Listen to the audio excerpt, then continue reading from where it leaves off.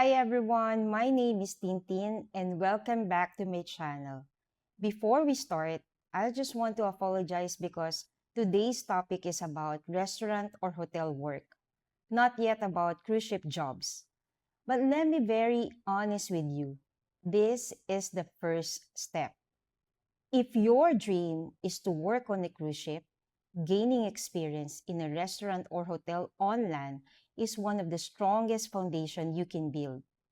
This is where you develop your service, skills, discipline, and professionalism. Today, I'll share restaurant interview tips, sample answers, and also based on my personal experience interviewing applicants. Tip number one, be on time. Arrive at least 15 to 30 minutes early.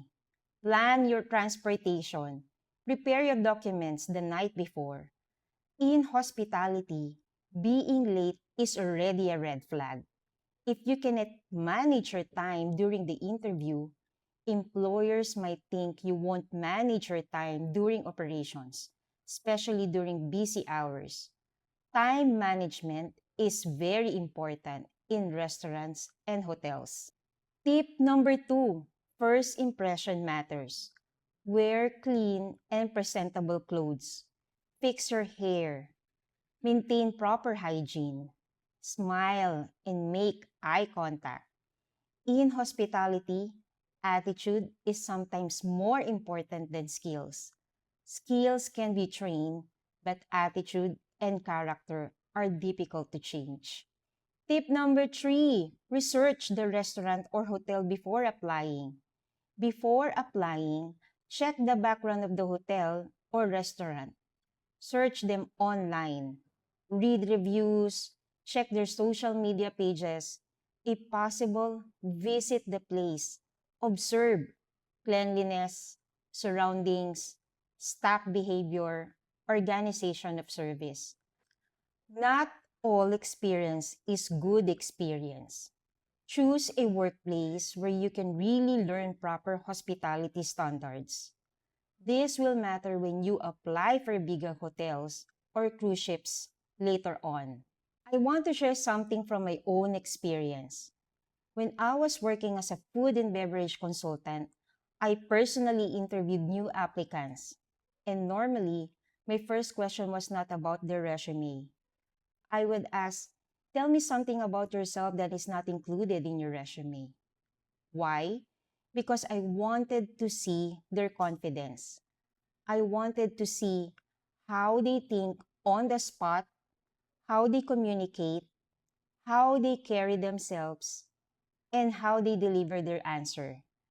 Some applicants had very good resume but lack of confidence. Others didn't have strong resume but they spoke with confidence, sincerity, and personality, and that made a big difference. So when you go to interviews, remember, they're not only checking your experience, they are checking your presence. Common interview questions and sample answers. Tell me about yourself. I am a hardworking and motivated individual who wants to grow in the hospitality industry. I'm willing to learn, open to training, and I always aim to provide excellent service to guests. Keep it short and confident. Why do you want to work here? I want to gain hands-on experience in hospitality and customer service.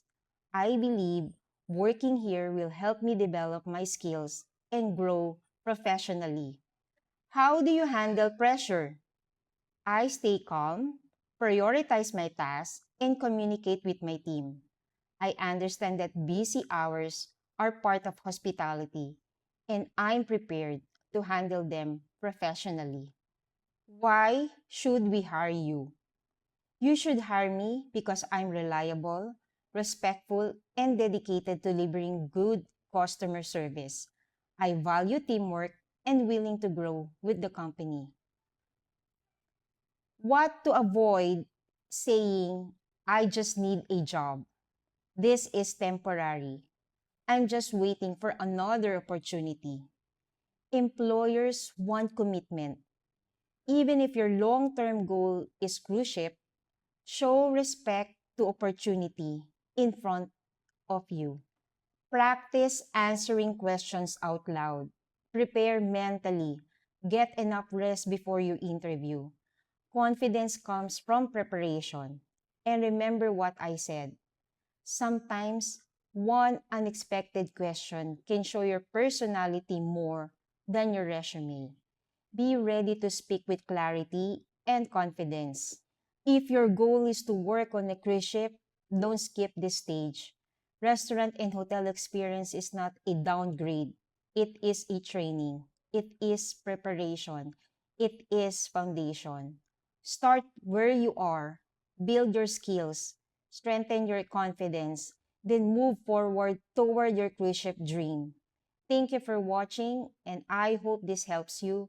Don't forget to like, share, and follow for more hospitality and cruise ship tips.